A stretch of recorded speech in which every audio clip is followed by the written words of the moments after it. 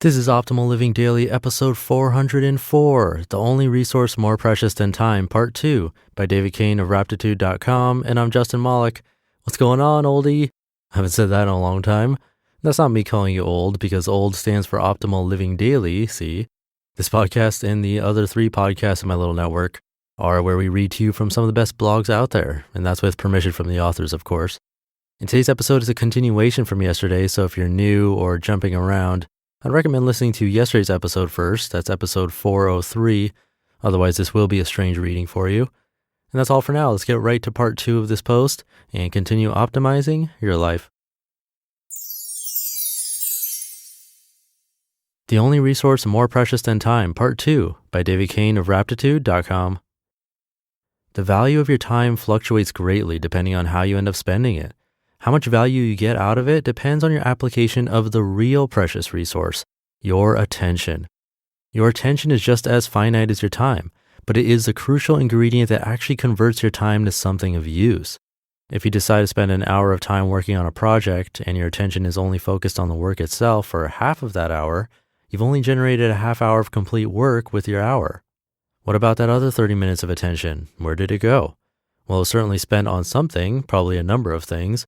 Devices and people grab our attention quite easily. Twitter, RSS feeds, colleagues, family members, texts. People commonly sequester themselves from these attention hogs while they work by locking their door, turning off their phone, or closing their web browser. These measures are useful for external distractions, but unfortunately the worst culprit doesn't need a phone to get a hold of you, and it followed you in before you lock the door. The biggest thief.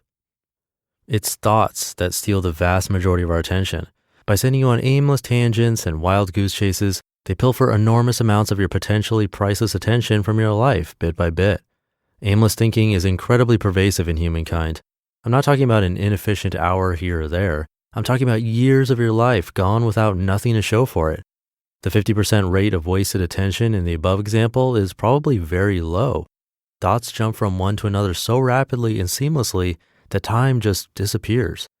Perhaps in that hour, your attention was captured by thoughts you had about your deadline, which led to thoughts about your boss's opinion of you, which led to thoughts about your future at your company, which led you to the worry that you'll get passed up for the next promotion, which led you to a fantasy about working 4 hours a week and making $1 million a year. Then you look up and remember you're supposed to be writing a report.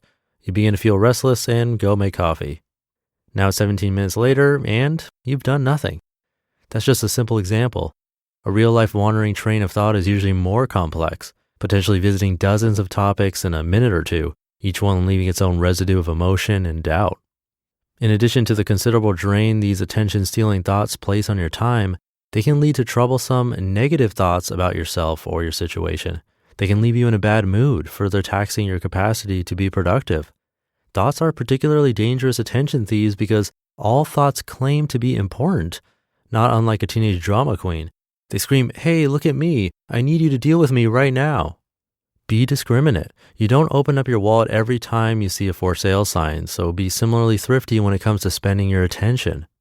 Most thoughts are useless and repetitive and have nothing of value to offer you, so get into the habit of returning your attention to the task at hand, rather than attending to thoughts that arise. If the thought reminds you of something you need to do, write it down and continue with your work. When something has your attention, recognize that you are making a purchase. You are spending a finite resource, so make sure you're getting something in return. Most people do not even think about where their attention is. A thought occurs and they jump right on it, either mentally or with their whole body, rushing to do something as soon as they think of it. Don't make impulsive purchases. Know what you're getting. You can spend all the time in the world on something, but if your attention doesn't stay focused on it, that time is never converted into anything useful to you. Leverage. Clever listeners may have realized that other people have this precious resource too, and if you give them a reason, they can give it to you. If you have captured someone else's attention, you can employ it to produce something that is valuable to you or others. The classic example is that of a hired employee. As an employer, you can easily buy someone's time for a flat rate, but only if you are an effective manager can you direct their attention to activities that produce value for you and your clients. If you are ineffective, you are paying for their time, but their attention may be mostly wasted. Very successful people are ones who can leverage the attention of thousands of employees and clients to contribute tremendous value to their company, and subsequently give value back in the form of wages for employees and useful products for clients.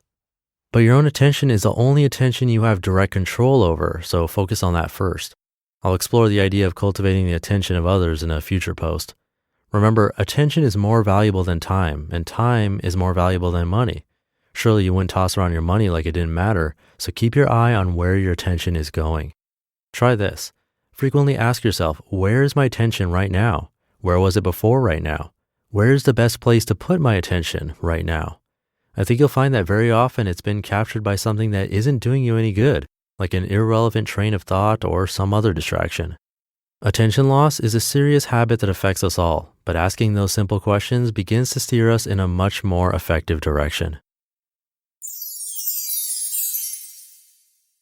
You just listened to part 2 of the post titled The Only Resource More Precious Than Time by Cain of Raptitude.com. And this all comes back to meditation. That is the best exercise I've ever seen to really learn where your thoughts are and to focus your attention. You should definitely look into it if you've never tried it. And like yesterday, I'm not going to mention anything self-promotional here at the end of the show. I will likely have support from a sponsor later this week, which is great for this show. So I'll give you a break from that kind of material for now. Instead, I'm going to do something very unusual for this show. I'm going to leave you with a quote, especially since I didn't mention anything related to him earlier this week.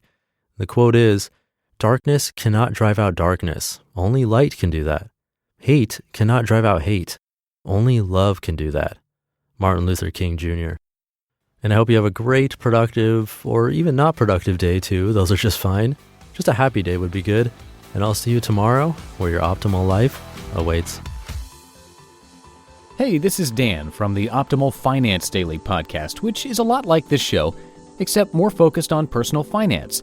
Justin handpicks the best posts he can find from blogs and authors like Ramit Sethi, Mr. Money Mustache, and more, and I read them to you 5 days a week. So if you enjoy this podcast, come on over and subscribe to Optimal Finance Daily too. And together, we'll optimize your financial life. You've been listening to Optimal Living Daily. Be sure to hit the subscribe button to stay up to date on each new episode and head to oldpodcast.com. That's OLDpodcast.com for a free gift as well as more actionable tips and resources to help you maximize your potential. Thanks for joining us, and remember, your optimal life awaits.